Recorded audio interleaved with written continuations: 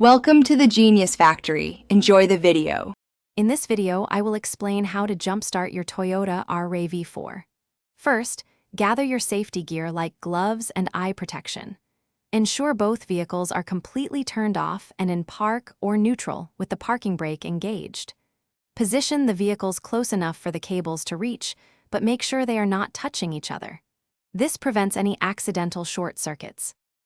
Now, let's connect the jumper cables correctly.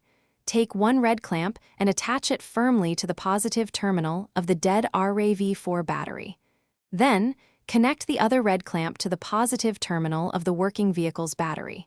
Next, attach one black clamp to the negative terminal of the good battery.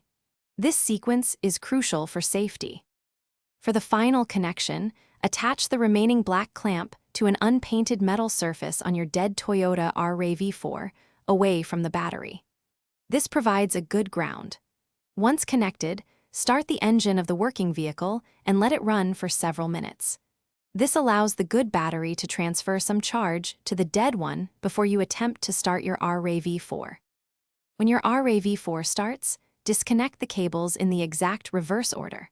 First the black clamp from the RAV4 metal surface, then the black from the good battery, followed by the red from the good battery, and finally the red from your RAV4.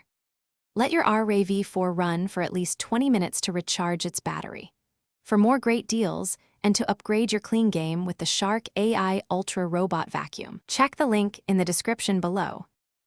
Thanks for watching. If you found this helpful, don't forget to like and subscribe.